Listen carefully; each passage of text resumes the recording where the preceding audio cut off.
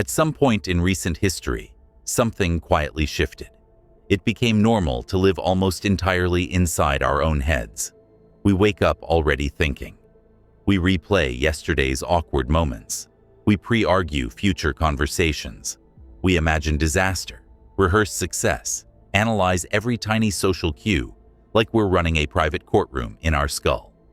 Meanwhile, the body just tags along. It commutes, it types, it scrolls, it lies in bed at 2 a.m., while the mind spins like a browser with 100 tabs open. Many people move through their days with a strange sense of distance, as if they're watching their own life on a screen rather than actually living it. And the strangest part?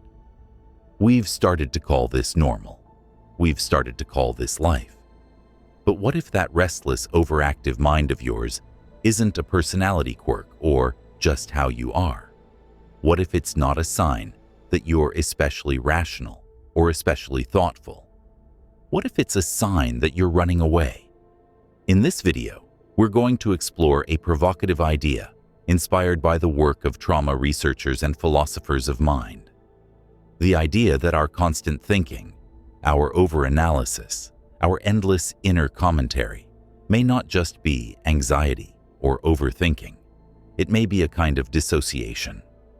Not the dramatic movie version where someone suddenly forgets who they are, but a quieter, more subtle one.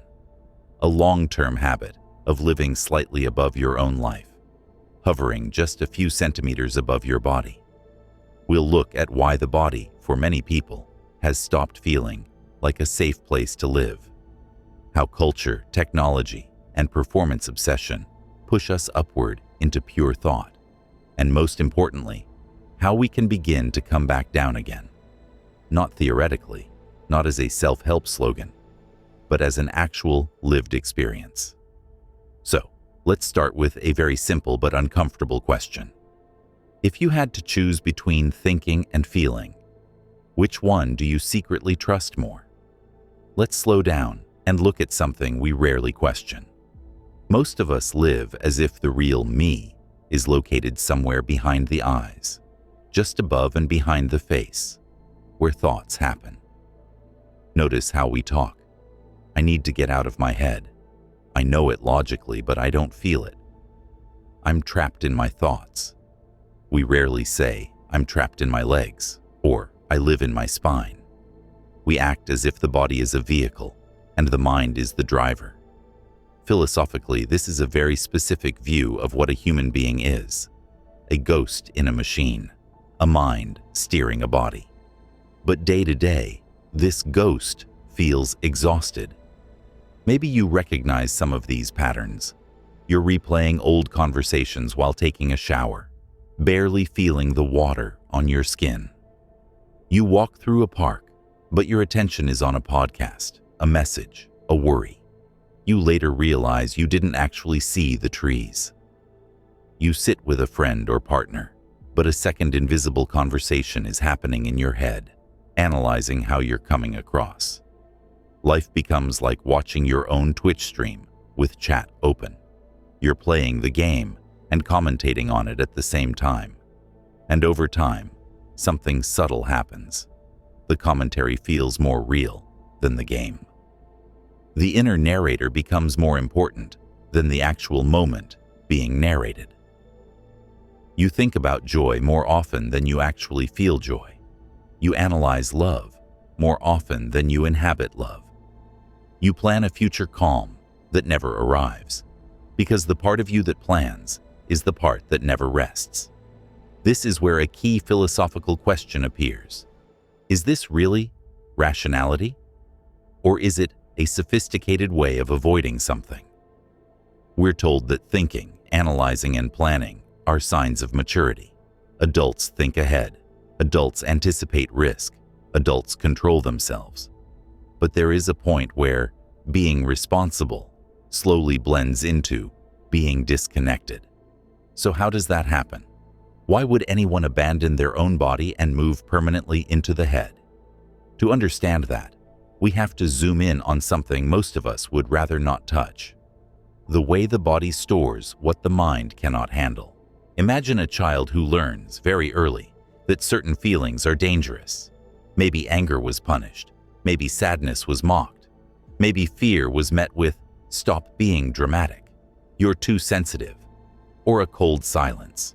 Or maybe the environment was more obviously unsafe. Violence, instability, shaming, unpredictable moods, constant criticism. The details differ, but the nervous system learns the same lesson. Being fully here in my body does not end well. Because feelings are not just ideas, they are physical events. Fear is a racing heart, a tight chest, a stomach full of knots. Shame is heat in the face, a downward collapse in posture. Grief is heaviness in the limbs, a lump in the throat. If every time these sensations arise, something painful happens, rejection, humiliation, punishment, or simply no one there to receive you, then your brain does something very intelligent.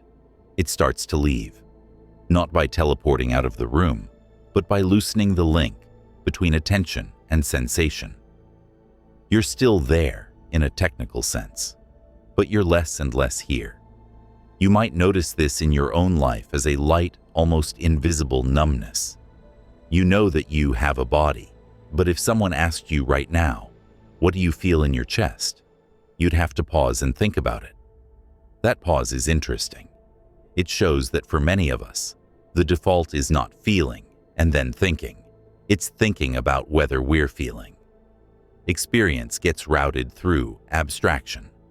Why? Because at some point, the direct route, feeling sensations directly and fully, was overwhelming. In trauma research, there's this simple but powerful observation. When an experience is too much to bear, the organism doesn't just suffer. It adapts. Freeze instead of fight. Leave instead of stay. Numb instead of explode. For some, this looks like classic dissociation. Feeling unreal. Feeling detached from your own body. Watching yourself from outside. Not quite believing your life is your life. For others, it's subtler. Constantly analyzing instead of feeling. Telling the story instead of noticing the sensations underneath that story. On the surface, this can even look impressive. The high-functioning overthinker is praised. They're organized, prepared, always scanning for problems. They seem so together. But if you slow their life down, if you stop them in a quiet room with no distractions, a different picture appears. They often don't know what they feel. Ask, "What do you want?" And their eyes go up and to the side. They search their thoughts the way you'd search a database. They're not checking their chest, belly, muscles, breath. They're consulting the inner spreadsheet of reasons, pros, and cons. Philosophically, you could call this a split between the narrative self and the embodied self. The narrative self is the story you tell about who you are. The embodied self is the ongoing flow of sensations that actually make up your moment-to-moment life. When the narrative self is chronically in charge and the embodied self is quietly exiled, the result is a life that looks coherent on paper but feels strangely hollow from the inside. This is why so many people can say, "I know I'm safe now," while their body is still braced, like something awful is about to happen. "I know my partner loves me," while their gut still clenches every time a message takes too long to arrive. "I know the past is over," while their shoulders are still up by their ears. Their sleep is restless, and they can't sit still without a screen. The mind has updated the story. The body hasn't received the memo. So yes, overthinking can be a habit, a culture, a personality style. But for many people, it's also a strategy, a way to stay just above the place where the old sensations live. Being in your head becomes a refuge from being in your life. But here's the twist. This personal dissociation is not just a private accident. It's supported, rewarded, and amplified by the culture we live in. If you wanted to design a society that pulls people out of their bodies and into their heads, you could hardly do better than the one we already have. From early on, What do we reward? Sitting still, ignoring bodily impulses for hours, answering questions with logic and speed, performing well in abstract tasks on paper or screen. School teaches us to prioritize the world of symbols over the world of sensations. The child who needs to move, cry, or pause is often labeled disruptive, immature, or not applying themselves. We learn quickly that success belongs to the part of us that can override the body. Hungry, wait until the break. Tired, push through, restless, sit on your hands, sad, not the time and place. The message is subtle but relentless. Your body is a problem your mind has to manage. By the time we reach adulthood, this split is so ingrained that we barely notice it. We don't say, "I am tired." We say, "I have to be up early tomorrow, so I guess I should sleep," as if sleep is a rational decision rather than a physical need that has been screaming for hours. Career culture then builds another layer on top. Work late, answer emails at midnight, ignore your back pain, numb your anxiety with productivity, treat coffee as a personality trait, treat exhaustion as a badge of honor. The more you can override your limits, the more ambitious you are. In this world, dissociation isn't just tolerated, it's profitable. Who performs better in a system that doesn't respect human limits? The person who deeply feels their body's need for rest, pleasure, and connection? Or the person who can sever themselves from those signals and keep going? We don't have to look far to see which one is celebrated. Even our idea of self-control is suspiciously disembodied. We imagine a rational captain steering a ship full of unruly sensations. Good people, we're told, choose mind over matter. They are strong enough to ignore their urges, suppress their emotions, and stay objective. From a certain angle, this sounds virtuous. But taken to extremes, it becomes a subtle hatred of the body. The body becomes the villain, the source of desire, mess, vulnerability, neediness. The mind becomes the hero, the judge, the planner, the supervisor, always slightly disgusted with the flesh it's stuck with. And remember, all of this is happening in a historical context that has, for centuries, elevated thinking above feeling, reason above embodiment. We tell ourselves that progress means transcending our animal side. But when you disdain the animal, you lose something else along with it. Instinct, intuition, vitality, the simple joy of existing. In such a culture, someone who lives mostly in their head doesn't look ill. They look adapted. They are good at work. They are good at rationalizing. They are good at numbing. But inside, there may be a quiet sense of starvation. Not for more ideas, but for something they can't quite name. This is where technology enters, not as the cause of the split, but as its amplifier. Picture your typical day in terms of posture. How many hours are you sitting, slightly hunched, eyes locked to a rectangle? Phone, laptop, tablet, TV. Different devices, same template. Your attention is beamed outward. Your hands move in tiny, repetitive ways. Your breathing becomes shallow. Your neck and shoulders hold a low-level tension that you barely notice anymore. You could call this the default posture of the 21st century, bent forward, pulled upward, away from the center of your body. And while the body is stuck in this position, what happens to the mind? It travels. You scroll past 20 lives in a minute.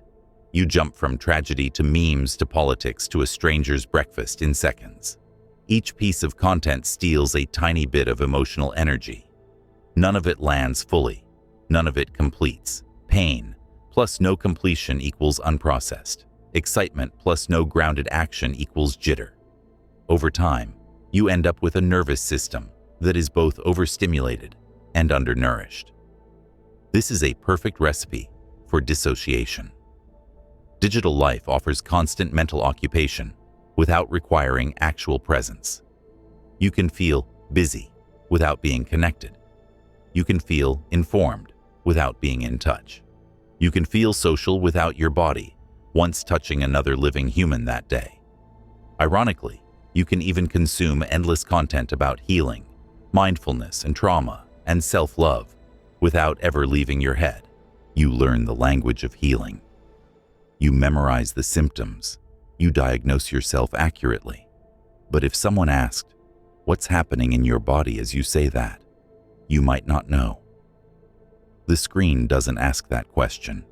It asks for your eyes and your thumbs, not your chest, your breath, your legs. And the economic logic underneath these platforms is simple. The more time you spend in them, the more valuable you are. It doesn't really matter, from the algorithm's point of view, whether you are deeply embodied and present while using the app, or totally numb and dissociated. What matters is that you stay. In this sense, your dissociation is not only tolerated by the modern attention economy, it's convenient. A person who is truly in their body can feel, very directly, when too much is too much. Their nervous system starts sending loud signals: tight chest, shallow breath, headache, agitation. They stand up, walk away, shake their limbs, go outside. A person who's mostly in their head can override those signals for far longer. They scroll past their own limits without noticing. From a philosophical angle, we could say this: our tools are training us to live as if we were disembodied minds that just happen to be dragging a body around. That's why so many people report a surreal experience when, after hours online, they suddenly stand up and realize, "Oh, right, I have legs." They've been a floating point of view, not a living organism. Now, it would be easy here to turn this into a simple moral story. Technology bad, nature good. But reality is more nuanced. The deeper problem isn't that we have screens. It's that we've forgotten how to feel ourselves while using them. We've lost the habit of asking, even a few times a day, "Where is my breath right now? How do my shoulders feel? What is my jaw doing? If my body could speak, what would it say?" Without those simple check-ins, the drift into dissociation is almost guaranteed. But here's the good news, and it's not a self-help cliché. The very same nervous system that learned to disconnect can learn to reconnect. And the path back is less about thinking differently and more about relating differently to the body you're in. Let's imagine, for a moment, that your body is not a machine you're driving, but a home you somehow moved out of years ago. You still own it. You still pay the bills. You occasionally visit to grab some documents or check the mail. But you don't really live there. Re-entering that home is not as simple as unlocking the door and throwing a party. If you've been gone a long time, the first visit will feel strange, dusty, maybe even a bit haunted. This is exactly what happens when people who are very in their heads start to pay attention to their bodies again. At first, what they notice is not peace. They notice discomfort, uneasy stomach, tight throat, old tension in the hips and lower back, a buzzing sense of restlessness under the skin. The initial temptation is to say, "See, this is why I live in my head. The body is where all the bad stuff is." But that's not quite true. What the body holds is not bad stuff. It holds unfinished stuff. Emotions that never had the time, permission, or support to move through. Coming back into the body is not about forcing yourself to feel everything at once. It's about renegotiating your relationship with sensation. Think of it as rebuilding trust with a part of you that you ignored for a long time. And like any trust repair, it happens in small, repeated gestures, not one big dramatic event. There are many approaches: somatic therapies, trauma-sensitive yoga, breathwork, body-based mindfulness, and so on. But at the philosophical core, they share a simple principle. You heal dissociation, not by arguing with your thoughts, but by offering your body new experiences of safety while feeling. For example, you notice your chest is tight. Instead of immediately distracting yourself, you place a hand there. You soften your belly. You let your exhale be a bit longer than your inhale. You stay for 10 seconds longer than you normally would.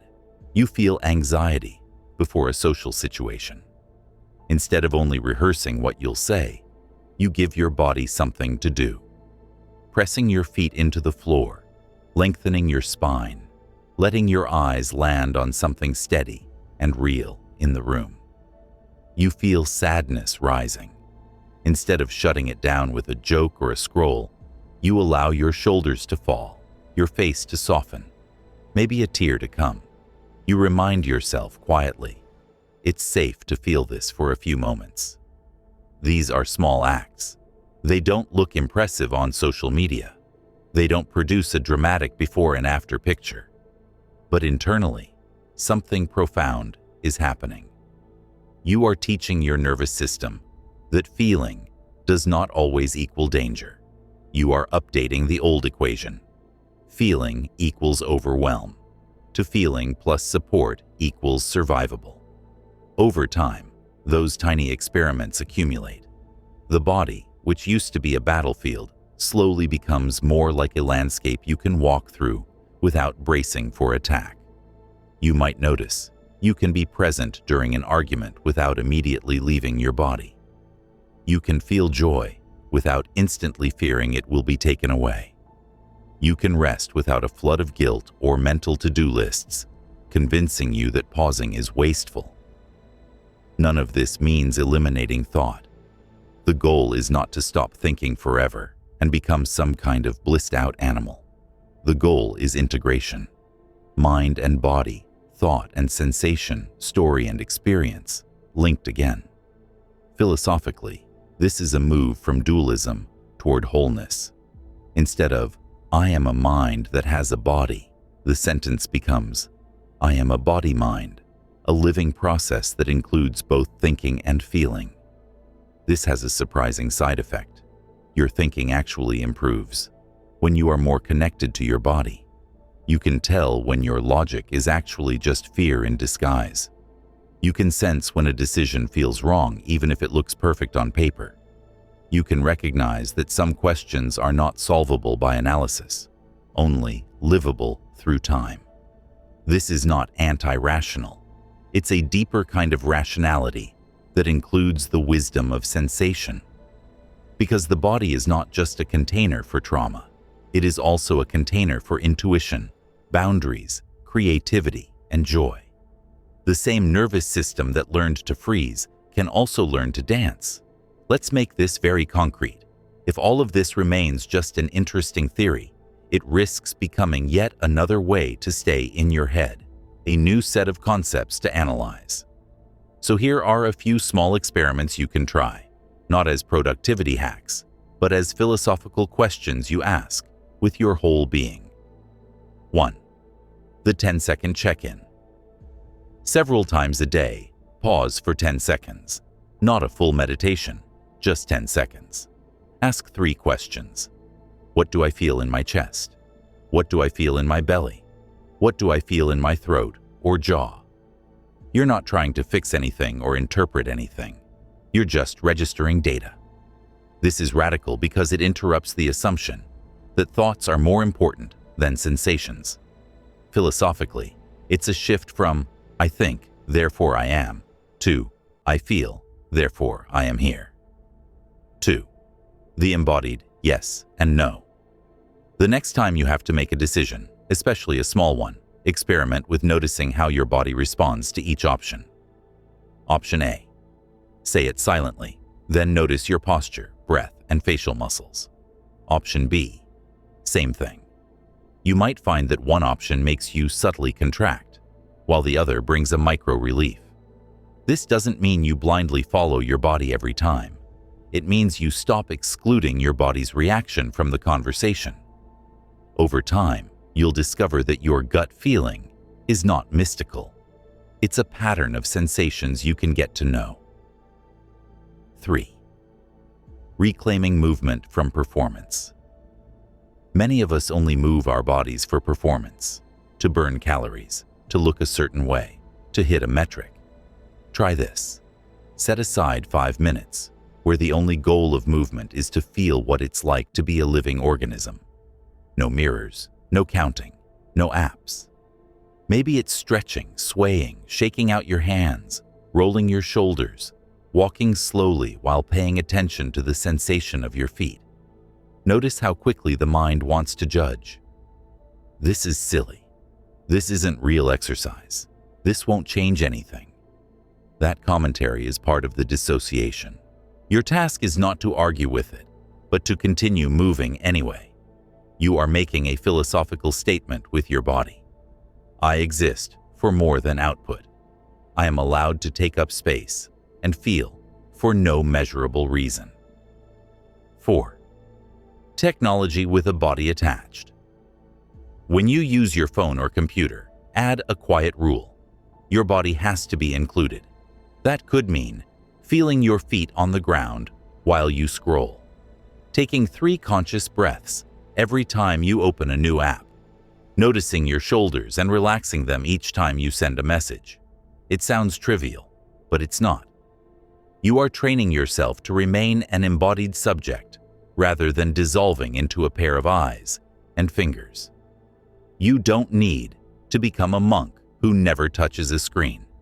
You just need to stop becoming a ghost every time you do. 5. Allowing microdoses of feeling. If the idea of feeling your feelings sounds terrifying, shrink it.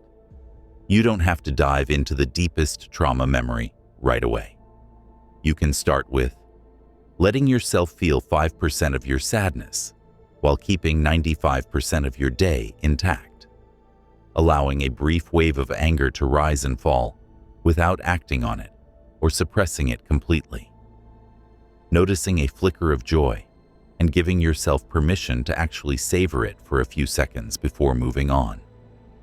Think of emotional capacity like a muscle. If it atrophied because you never used it, of course it will tremble when you start lifting anything at all. Trembling is not failure. It's a sign that you're using parts of yourself that were dormant. Underneath all of this is a deeper philosophical shift. We've spent centuries equating intelligence with the speed and complexity of our thinking. The more abstract your reasoning, the more evolved you're considered. The more you can detach from emotion and look at life objectively, the more rational you seem.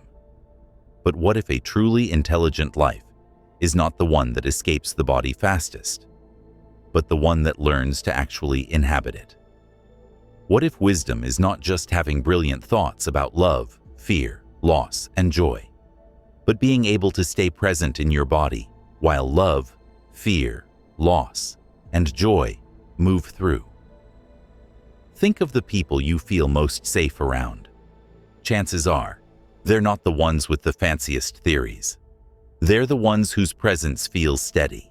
Their nervous system doesn't run away from yours when you're messy.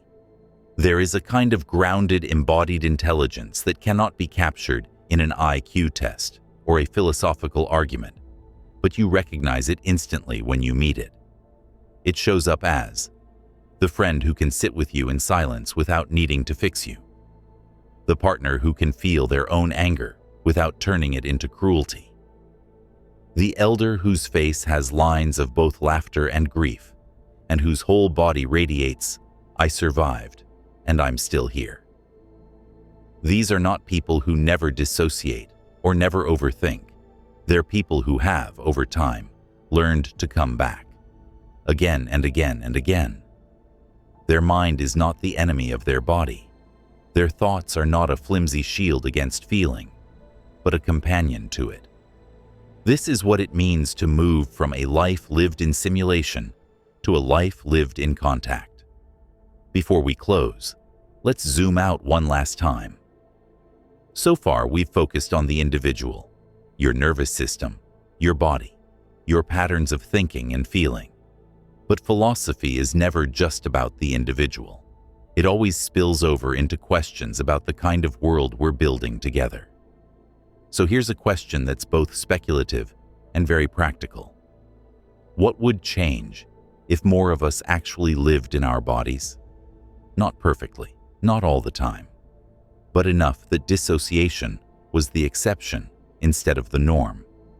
First, our sense of time would shift. A dissociated culture lives mostly in two modes: replaying the past or rehearsing the future. Regrets and fantasies, guilt and anxiety.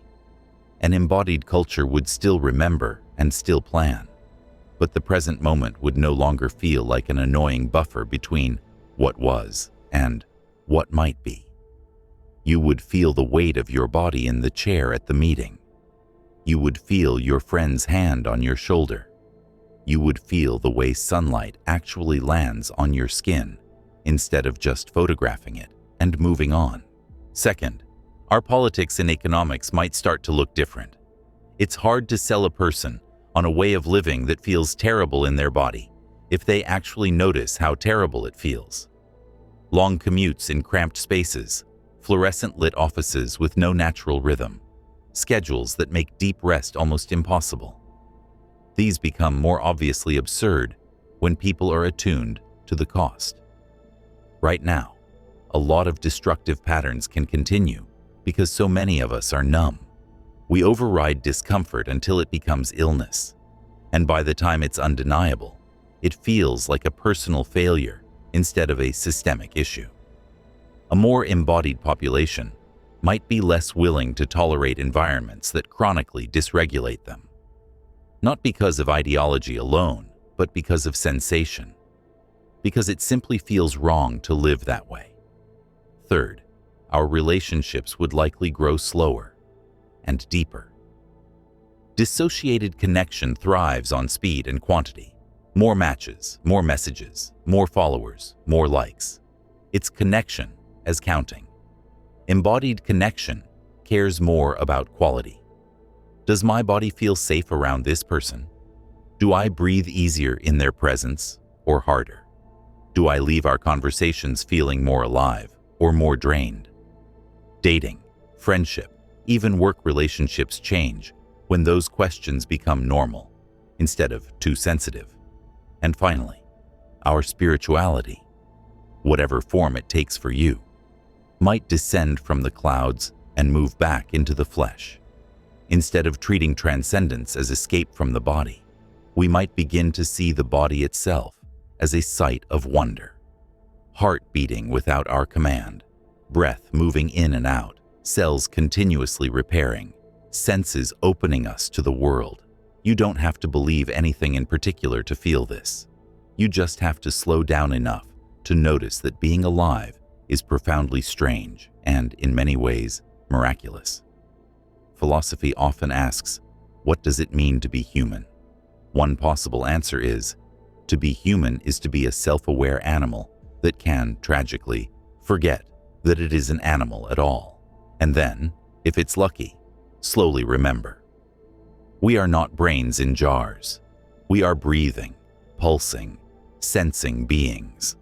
As more of us remember this, the world we build will inevitably reflect it in how we design our cities, our schools, our workplaces, and even our technologies. Instead of tools that pull us out of ourselves, we might prioritize tools that help us return. Instead of glorifying the person who never rests, we might start admiring the person who knows when to stop. Instead of asking children, "What do you want to be when you grow up?" as if they must justify their existence with a job title, we might also ask, "What does it feel like to be you right now?" And actually care about the answer. Imagining this kind of world is not escapism. It's a compass. If you know what a more embodied life could look like, you can begin, in tiny practical ways, to move in that direction, even if the larger culture is lagging behind. And that brings us back very gently to you. Let's return to where we began. A culture that lives in its head. A generation that confuses constant thinking with depth, constant stimulation with aliveness. If any part of you recognized yourself in this, the endless mental commentary, the numbness, the sense of watching your life from just a little distance, I want to offer you a thought that might be both unsettling and hopeful. There is nothing wrong with you for having learned to live this way.